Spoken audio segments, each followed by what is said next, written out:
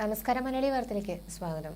1886 തിരുവിതാംകൂർ സംസ്ഥാനവും ബ്രിട്ടീഷ് സർക്കാരും തമ്മിലുണ്ടാക്കിയ മുല്ലപ്പെരിയാർ കരാറിന് പുതിയ സാഹചര്യത്തിൽ നിലനിൽപ്പുണ്ടോ എന്നും സ്വാതന്ത്ര്യാനന്തരം അണക്കെട്ടിന്റെ ഉടമസ്ഥാവകാശം തമിഴ്നാടിനാണോ കേന്ദ്ര സർക്കാരിനാണോ എന്നും സുപ്രീം കോടതി പരിശോധിക്കും. കരാറിന് സാധുതയുണ്ടെന്ന് 2014 5-അംഗ ഭരണഘടനാ ബെഞ്ച് ഉത്തരവിട്ടിരുന്നു. അന്ന് തീർപ്പാക്കിയ ഹർജി വീണ്ടും പരിശോധിക്കാമോ എന്ന് ജസ്റ്റിസുമാരായ അഭയ് എസ് ഓക്ക, A.G. മസീഹ് എന്നിവരടങ്ങിയ ബെഞ്ച് ആദ്യം പരിഗണിക്കും. മുല്ലപ്പെരിയാർ അണക്കെട്ടിന്റെ വൃഷ്ടിപ്രദേശത്ത് കേരളം മെഗാ പാർക്കിംഗ് കോംപ്ലക്സ് നിർമ്മിക്കുന്നതിനെതിരെ തമിഴ്നാട് നൽകിയ ഹർജി പരിഗണിക്കുന്നതിന്റെ ഭാഗമായാണ് സുപ്രീം കോടതി നിർണായക പരിശോധനയ്ക്ക് ഒരുങ്ങുന്നത്. കരാർ പരിശോധനയടക്കം ഹർജിയിൽ പരിഗണന വിഷയങ്ങൾ നിർണയിച്ച് സുപ്രീം കോടതി ഉത്തരവിറക്കി. കേസിൽ സെപ്റ്റംബർ 30-ന് കേരളത്തിന്റെയും തമിഴ്നാടിന്റെയും വാദം കേൾക്കും. നേരത്തെ കേസ് പരിഗണിച്ചപ്പോൾ മുല്ലപ്പെരിയാറിലെ പാർക്കിംഗ് ഗ്രൗണ്ട് നിർമ്മാണവുമായി ബന്ധപ്പെട്ട കേസിൽ കേരളത്തിന് അനുകൂലമായി സർവേ ഓഫ് ഇന്ത്യ റിപ്പോർട്ട് പുറത്തുവന്നിരുന്നു. പാട്ടഭൂമിക്ക് പുറത്താണ് നിർമ്മാണമെന്നാണ് സർവേ ഓഫ് ഇന്ത്യയുടെ റിപ്പോർട്ട്. ഇത് സംബന്ധിച്ച വിശദമായ റിപ്പോർട്ട് സർവേ ഓഫ് ഇന്ത്യ അധികൃതർ സുപ്രീം കോടതിയിൽ സമർപ്പിച്ചിരുന്നു. കേസിൽ തൽസ്ഥിതി തുടരാൻ നേരത്തെ സുപ്രീം കോടതി ഉത്തരവിട്ടിരുന്നു. പാർക്കിംഗ് ഗ്രൗണ്ട് നിർമ്മാണത്തിനെതിരെ തമിഴ്നാട് നൽകിയ ഹർജിയിലാണ് സുപ്രീം കോടതി റിപ്പോർട്ട് തേടിയത്. തമിഴ്നാട് നൽകിയ ഹർജിയെ തുടർന്നാണ് സർവേ നടത്താൻ സുപ്രീം കോടതി ഉത്തരവിട്ടത്. തുടർന്നാണ് സർവേ ഓഫ് ഇന്ത്യ സ്ഥലം പരിശോധിച്ച് വിശദമായ റിപ്പോർട്ട് നൽകിയത്. പെരിയാർ കടുവ സങ്കേത പരിസരത്ത് അനധികൃതമായിട്ടാണ് കേരളം പാർക്കിംഗ് ഗ്രൗണ്ട് നിർമ്മിക്കുന്നതെന്ന വാദമാണ് തമിഴ്നാട് ഉന്നയിച്ചിരിക്കുന്നത്. അതിനിടെ 1886 മുല്ലപ്പെരിയാർ അണക്കെട്ടിന്റെ പാട്ട കരാറിന്റെ ലംഘനമാണെന്നും തമിഴ്നാട് ചൂണ്ടിക്കാണിച്ചിരുന്നു. ജസ്റ്റിസ് അഭയ് ശ്രീനിവാസ് ഓക്കെ അധ്യക്ഷനായ ബെഞ്ചിന് മുമ്പാകെയാണ് റിപ്പോർട്ട് നൽകിയത്. കേരളം നടത്തിയ നിർമ്മാണ പ്രവൃത്തികളിൽ തൽസ്ഥിതി തുടരാനും പുതിയ നിർമ്മാണം പാടില്ലെന്നുമായിരുന്നു നേരത്തെ സുപ്രീം കോടതി വ്യക്തമാക്കിയത്. അതേസമയം ഒരുപാട് പ്രത്യേകതയുള്ള മുല്ലപ്പെരിയാറിനെ മറ്റ് അണക്കെട്ടുകളുമായി താരതമ്യം ചെയ്യുന്നത് തന്നെ വിഡ്ഢിത്തമാണ്. കേവലം 50 വർഷത്തെ ആയുസ് മാത്രം പ്രതീക്ഷിച്ച് നിർമ്മിച്ച ഡാം 128 വർഷങ്ങൾ പിന്നിട്ട് കേരളത്തെ ഒന്നാകെ ഇല്ലാതാക്കാൻ തക്ക പ്രഹരശേഷിയുള്ള ജലബോംബായി നിൽക്കുകയാണ്. കേരളത്തെ സംബന്ധിച്ച ആശങ്ക കാലാവധി കഴിഞ്ഞ അണക്കെട്ടിന്റെ താഴത്തെ പ്രദേശത്ത് താമസിക്കുന്ന 5 ലക്ഷം ജനങ്ങളാണ്. പുതിയ അണക്കെട്ട് നിർമ്മിക്കാമെന്ന് കേരളം പറയുമ്പോൾ തമിഴ്നാട് ഇടയുന്നതിന് കാരണമുണ്ട്. ലോകത്തെ പഴക്കമേറിയതും ഏറ്റവും ഉയരമുള്ളതുമായ ഗ്രാവിറ്റി ഡാമാണിത്.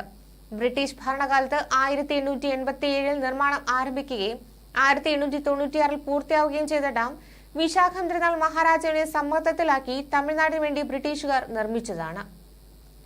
തമിഴ്നാടിന്റെ വരൾച്ച ഇല്ലാതാക്കാൻ വേണ്ടിയാണ് ഈ ഡാം നിർമ്മിച്ചത്. മുല്ലയാറും പെരിയാറും സംഗമിച്ച് ഒറ്റ നദിയെ തീർന്നു. ഈ നദിയിൽ ഡാം കെട്ടി വൈഗ നദിയിലേക്ക് ഒഴുക്കിവിടാനായിരുന്നു പ്ലാൻ. മുല്ലപ്പെരിയാറിൽ അണക്കെട്ട് നിർമ്മിക്കാനും ജലം സംഭരിക്കാനും ടണൽ വഴി വെള്ളം കൊണ്ടുപോകാനുമായി 8000 ഏക്കർ വനഭൂമി പാട്ടക്കരാർ അനുസരിച്ച് കേരളം തമിഴ്നാടിന് വിട്ടുകൊടുത്തു. 999 വർഷത്തേക്കാണ് കരാർ ഒപ്പിട്ടത്. നിരാശനായ വിശാഖം തിരുനാൾ മഹാരാജാവ് തന്റെ ഹൃദയരക്തം കൊണ്ടാണ് ആ കരാറിൽ ഒപ്പിട്ടതെന്നാണ് പിന്നീട് രേഖപ്പെടുത്തിയത്. ബ്രിട്ടീഷുകാരനായ എഞ്ചിനീയർ ക്യാപ്റ്റൻ ജോൺ പെനിക്യൂക്കാണ് നിർമ്മാണ മേൽനോട്ടം വഹിച്ചത്. പിൻകാലത്ത് ഡാമിന് സമീപം പെനിക്യൂക്കിന്റെ പ്രതിമയും സ്ഥാപിച്ചു. അക്കാലത്ത് ഇന്ത്യയിൽ സിമന്റ് ഫാക്ടറികളോ സിമന്റിന്റെ ഉപയോഗമോ ഇല്ലായിരുന്നു. മണലും കുമ്മായവും ചേർത്ത സുർക്കി എന്ന മിശ്രിതമാണ് ഡാം നിർമ്മാണത്തിന് ഉപയോഗിച്ചിരുന്നത്. കരിങ്കലും സുർക്കി മിശ്രിതവും മാത്രം ഉപയോഗിച്ച് നിർമ്മിച്ച ഏറ്റവും വലിയ ഡാമാണ് മുല്ലപ്പെരിയാർ. മുല്ലപ്പെരിയാർ ഡാമിന് 3 ഭാഗങ്ങളാണുള്ളത്. പ്രധാന ഡാമിന് 1200 അടി നീളമുണ്ട്. ഇരുവശങ്ങളിലായി സ്പിൽവേ ബേബി ഡാമുമുണ്ട്. 2018 പ്രളയത്തിൽ ഡാം നിറയുകയും 13 സ്പിൽവേകൾ തുറക്കുകയും ചെയ്തു. 144 അടിയായി ഡാമിലെ ജലനിരപ്പ് നിജപ്പെടുത്തിയിരുന്നു.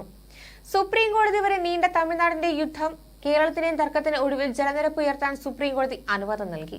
അതിനുശേഷമാണ് കാട്ടുകല്ലുകളും മറ്റും ഉപയോഗിച്ച് ബേബി ഡാം നിർമ്മിച്ചത്. അതിനോട് ചേർന്ന മൺകൂന കൊണ്ട് കെട്ടി ഉയർത്ത എർത്ത് ഡാമുമുണ്ട്. കാലപ്പഴക്കം കൊണ്ട് സുർക്കി മിശ്രിതം ഒലിച്ചു പോവുകയും ഡാമിന് വൻ ഭീഷണി ഉണ്ടാവുകയും ചെയ്തു. കൂടാതെ പരിസ്ഥിതി ലോല പ്രദേശമായ മുല്ലപ്പെരിയാർ മേഖല ഭൂകമ്പ ബാധിത മേഖല കൂടിയാണ്. അനേകം തവണ ചെറിയ ഭൂചലനങ്ങൾ ഇവിടെ ഉണ്ടായിട്ടുണ്ട്. മേഘവിസ്ഫോടനം കൊണ്ടോ പ്രളയം കൊണ്ടോ ബലക്ഷയം കൊണ്ടോ ഡാം തകരാൻ സാധ്യതയുണ്ടെന്ന് ജനങ്ങൾ ഭയപ്പെടുന്നു. ഡാം പൊട്ടിയാൽ അതിന്റെ ആഘാതം താങ്ങാൻ കേരളത്തിന് കഴിയില്ല. കുത്തിയൊലിച്ചു വരുന്ന വെള്ളവും വൃക്ഷങ്ങളും തകർന്ന കെട്ടിട അവശിഷ്ടങ്ങളും ഇടുക്കി ഡാമിലെത്താൻ ഏകദേശം 45 മിനിറ്റ് മതിയാകും. ജലപ്രവാഹത്തിൽ എല്ലാം നശിക്കും. ഇടുക്കി ഡാമിലെത്തുന്ന ഈ ജലപ്രവാഹവും മറ്റും ഡാമിന് ഉൾക്കൊള്ളാൻ കഴിയുന്നതിനും അപ്പുറമാണ്. ഇടുക്കി ഡാം കൂടി തകർന്നാൽ കേരളത്തിലെ 6 ജില്ലകൾ ചെളിക്കുണ്ടായി മാറും. 3 നില കെട്ടിടത്തിന്റെ അത്ര പൊക്കത്തിൽ ചെളി നിറയുകയും കേരളം 3 ഭാഗമായി വിഭജിക്കപ്പെടുകയും ചെയ്യും. ഒരു ദുരന്തമുണ്ടായാൽ കുറഞ്ഞത് 35 ലക്ഷം മനുഷ്യരുടെ ജീവനും അവരുടെ സകല സമ്പത്തും നഷ്ടമാകും. ജീവിച്ചിരിക്കുന്ന ജനങ്ങൾ പകർച്ചവ്യാധികൾ കൊണ്ടും പട്ടിണി കൊണ്ടും നരകിക്കും. വിദഗ്ധരായ പലരും ഇക്കാര്യങ്ങൾ ചൂണ്ടിക്കാട്ടുകയും പ്രതിവിധികൾ കാണണമെന്ന് നിരന്തരം ആവശ്യപ്പെടുകയും ചെയ്യുന്നു. കേരളം പലതവണ സുപ്രീം കോടതിയിൽ പോയിട്ടും തമിഴ്നാടിന് അനുകൂലമായ വിധികളാണ് വന്നിട്ടുള്ളത്. കേരളത്തിന്റെ 8000 ഏക്കർ ഭൂമി പാട്ട വ്യവസ്ഥയിലെടുത്ത വകയിൽ നമുക്ക് കിട്ടുന്നത് നാമമാത്രമായ പണം മാത്രമാണ്. ഇവിടെ നിന്നും വെള്ളം കൊണ്ടുപോയി ജലസേചനം നടത്തി കൃഷി ചെയ്യുന്നു, വൈദ്യുതി ഉണ്ടാക്കിയും തമിഴ്നാട് കോടാനുകോടി രൂപ ഉണ്ടാക്കുന്നു. ഇവിടെ ജീവന് വേണ്ടി പ്രാർത്ഥിച്ചുകൊണ്ട് ആദ്യ പിടിച്ചു ജീവിക്കുന്നത് ലക്ഷക്കണക്കിന് മനുഷ്യരാണ്. ഒരു ജനതയെ മരണഭയത്തിന്റെ മുൾമുനയിൽ നിർത്താതെ പുതിയ ഡാം കെട്ടുകയോ നിലവിലുള്ള ഡാം ബലപ്പെടുത്തുകയോ ചെയ്യുന്നതിൽ ഒട്ടും ആമാന്തമരുത്. ന്യൂസ് ഡെസ്ക് മലയാളി വാർത്ത.